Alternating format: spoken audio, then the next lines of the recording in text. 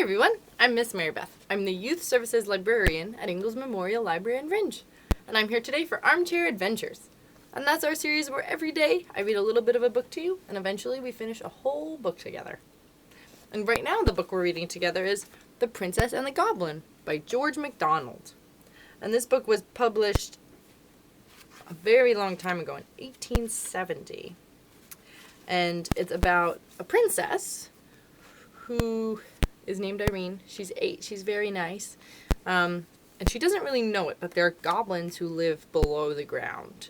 So she kind of plays in the castle with her nurse, and they go outside during the day, but the goblins come out at night.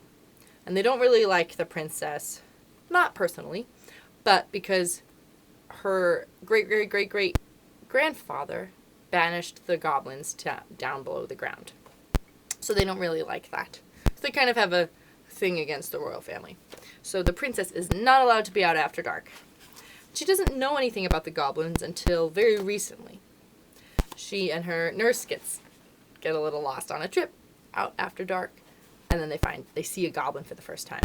But thankfully, Curdy, who is a young boy, he's 12, he's a miner, and he knows how to protect against the goblins. So he sings loud songs because goblins don't like loud songs, and he gets the princess home safely. And where we left off, Curdy was mining, and he was mining overnight, which means the goblins are active, right? They sleep during the day. And he overheard them talking in their goblin house. And they were about to go to a meeting of all the goblins. So where we left off was that Curdy was going to follow them. So that's Chapter 9, The Hall of the Goblin Palace. The sound of many soft feet followed, but soon ceased. Then Curdy flew at the hole like a tiger, and tore and pulled. The sides gave away, and it was soon large enough for him to crawl through. He would not betray himself by rekindling his lamp, but the torches of the retreating company, which he found departing in a straight line up a long avenue from the door of their cave, threw back light enough to afford him a glance round the deserted home of the goblins. To his surprise, he could discover nothing to distinguish it from an ordinary natural cave in the rock, upon many of which he had come with the rest of the miners in the progress of their excavations.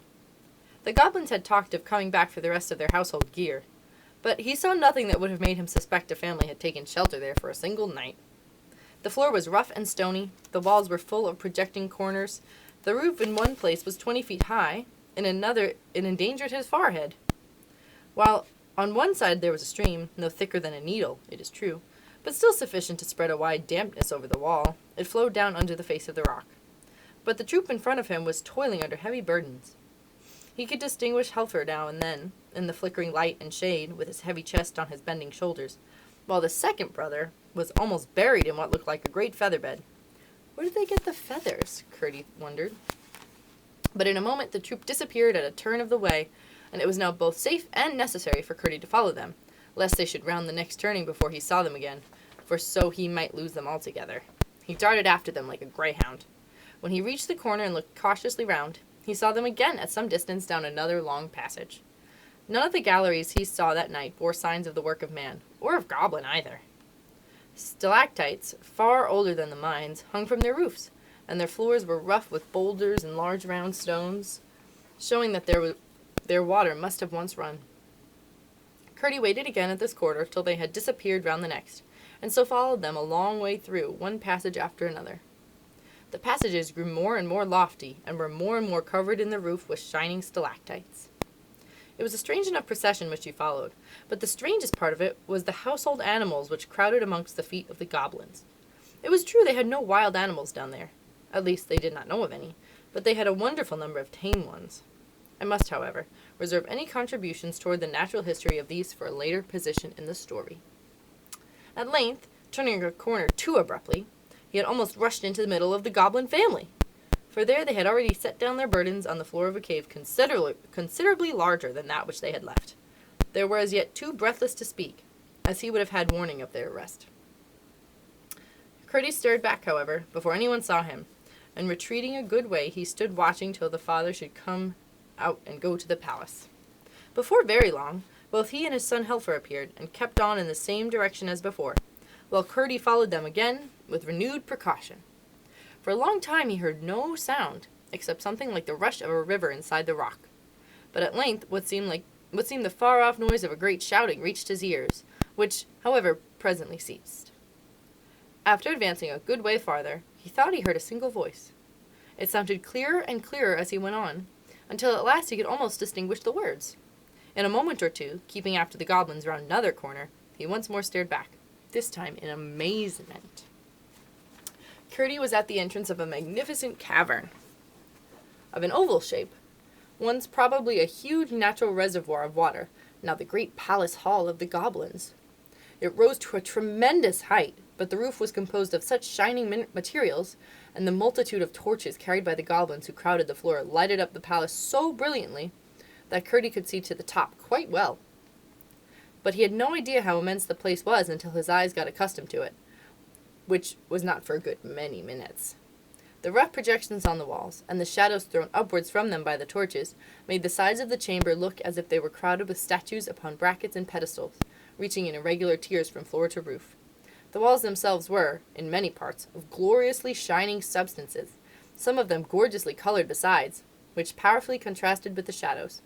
Curdie could not help wondering whether his rhymes would be of any use against such a multitude of goblins as filled the floor of the hall, and indeed he felt considerably tempted to begin his shout of 1, 2, 3. But as there was no reason for routing them, and for much endeavoring to discover their designs, he kept himself perfectly quiet, and peeping around the edge of the doorway, he listened with both his sharp ears. At the other end of the hall, high above the heads of the multitude, was a terrace-like ledge of considerable height, caused by the receding of the upper part of the cavern wall. Upon this sat the king and his court, the king on a throne hollowed out of a huge block of green copper ore, and his court upon lower seats around it. The king had been making them a speech, and the applause which followed it was what Curdie had heard.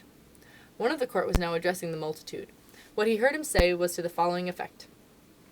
Hence it appears that two plans have been for some time working together in the strong head of his majesty for the deliverance of his people.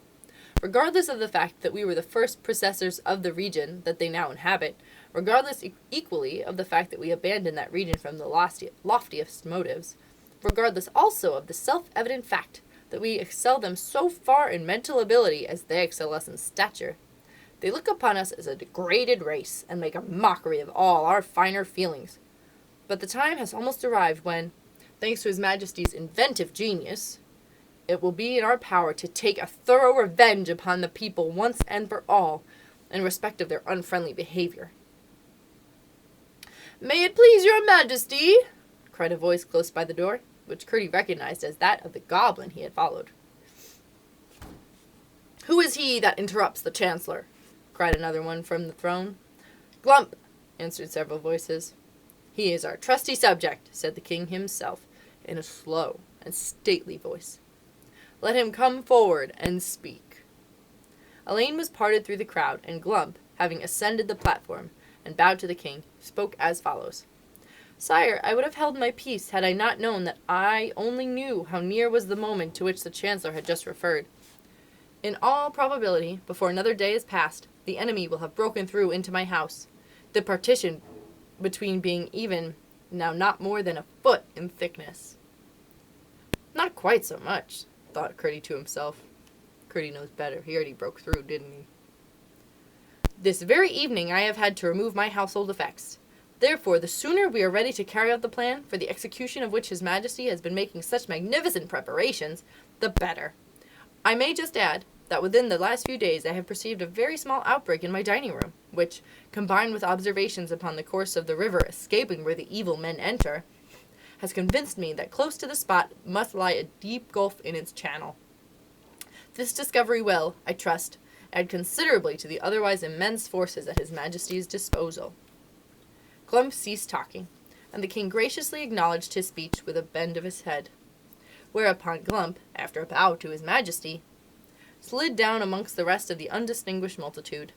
Then the Chancellor rose and resumed. "The information which the worthy Glump has given us," he said, "might have been of considerable import at the present moment, but for that other design already referred to, which naturally takes precedence. His Majesty, unwilling to proceed to extremities, and well aware that such measures sooner or later result in such violent reactions, has excogitated a more fundamental and comprehensive measure, of which I need say no more. Should His Majesty be successful, as who dares to doubt that? Then a peace, all to the advantage of the Goblin Kingdom, will be established for a generation at least, rendered absolutely secure by the pledge which His Royal Highness the Prince will have and hold for the good behavior of his relatives. Should His Majesty fail, which who shall even dare to imagine is in his most secret thoughts, then will be the time for carrying out with rigor the design to which Glump referred, and for which our preparations are even now all but completed. The failure of the former will render the latter imperative.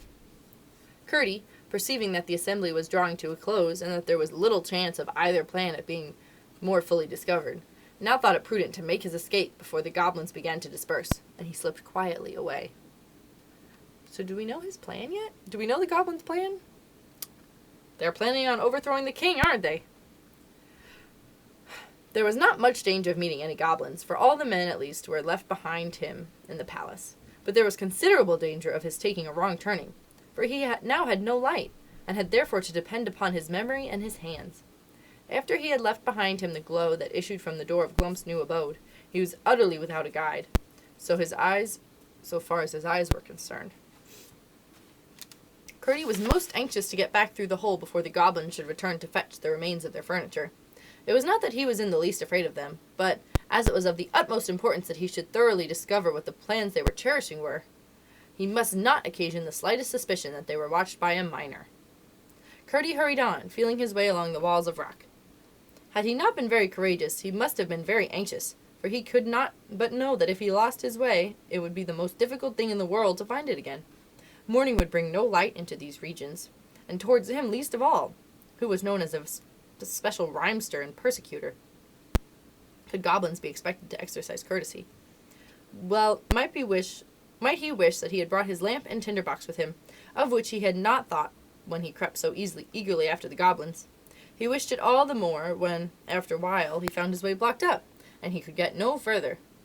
It was of no use to turn back, for he had not the least idea where he had begun to go wrong.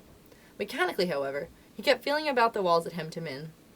His hand came upon a place where a tiny stream of water was running down the face of the rock. "What a fool I am," he said to himself. "I am actually at the end of my journey. And these are the goblins coming back to fetch their things," he added, as the glimmer of their torches appeared at the end of the long avenue that led up to the cave. In a moment he had thrown himself to the floor, and wriggling backwards through the hole. The floor on the other side was several feet lower, which made it easier to get back. It was all he could do to lift the largest stone he had taken out of the hole, but he did manage to shove it in again. He sat down on the ore heap and thought.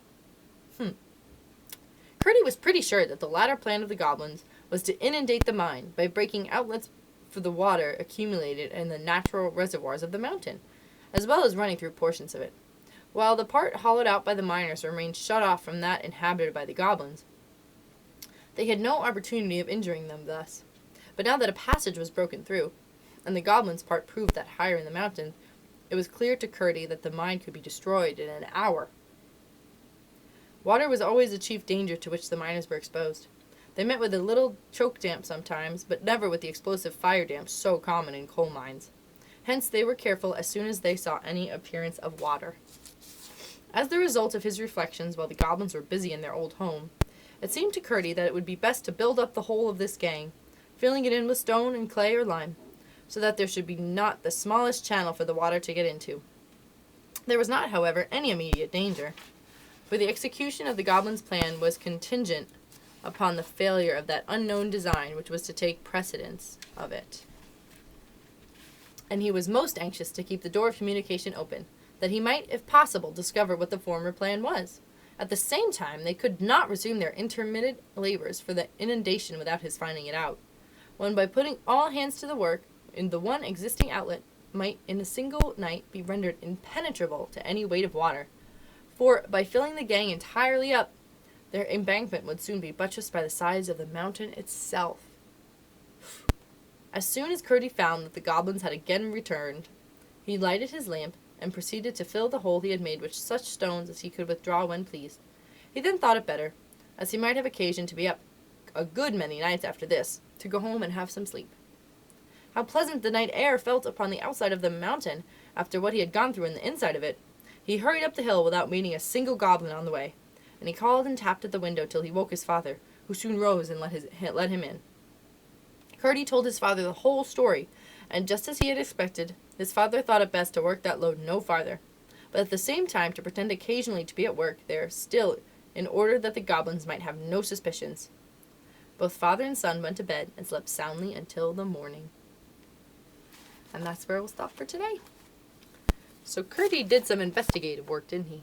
He spied a little bit. And now they know what the goblins are up to. Do you think Curdie can foil their plan? Do you think he can protect the humans above? And the princess? I don't know. Let's find out tomorrow on Armchair Adventures. Thanks for reading with me. Have a fun day.